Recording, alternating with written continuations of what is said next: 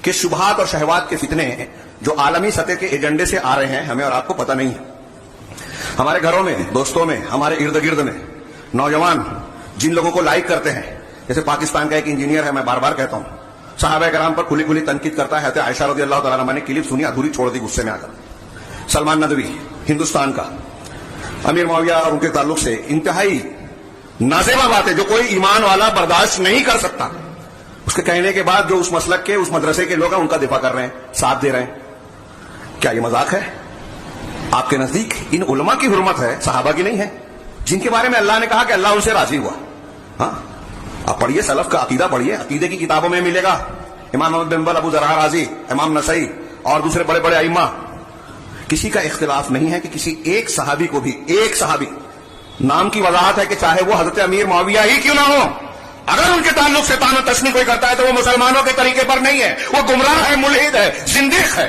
الگ الگ جملوں میں علماء نے الگ الگ بات کہی، اور ہمارے یہاں مولوی کہہ رہے ہیں اور نوجوان ان کی واہ واہ کر رہا ہے، لائک کرتا ہے، فالو کرتا ہے. کربلا کے اور اس کے واقعات ابھی آ رہے ہیں، محرم الحرام، اس کے تناظر میں ہمارا نوجوان بحث کرے گا اس کا، جس سے کوئی اس کے دین ایمان کا، عقیدے کا خاص تعلق نہیں ہے. وہ صحیح تھے کہ غلط تھے، تاریخ میں یہ واقعہ ہوا، وہ واقعہ ہوا. ان واقعات کے ہونے کے باوجود رسول اللہ صلی اللہ علیہ وسلم نے فتنوں کی پیشین گوئی نہ کی، اس کے باوجود صحابہ کے احترام کا حکم دیا، ان کو گالی نہ دینے کا حکم دیا، اور مسلمانوں کے ائمہ کی سمع و طاعت کا حکم دیا.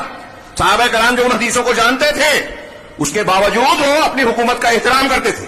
وہ ایک الگ موضوع ہے، اپنے موقع پر آئے گا.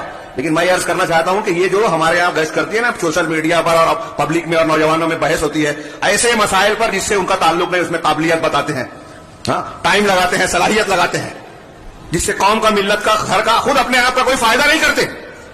لایانی کام، بے مقصد کام، ان کاموں پر توجہ یہ آپ کو لگایا گیا ہے. رافضی اہل سنت والجماعت کو اخوانیت اور مودودیت کے جال میں پھنسا کر پہلے یزید کو گالی دلاتا ہے.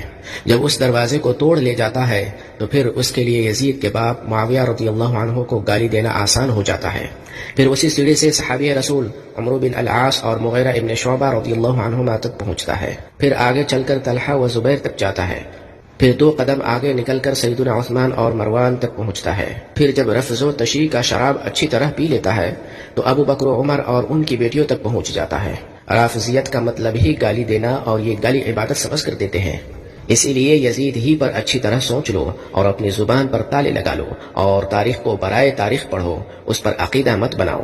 کوئی محبت اور عقیدت کا جھانسا دے تو اسے فوراً شہادت عثمان، شہادت علی اور شہادت عمر کے واقعات یاد دلا دو، ورنہ دونوں جال آپ کو رافضیت تک پہنچا کر چھوڑیں گے.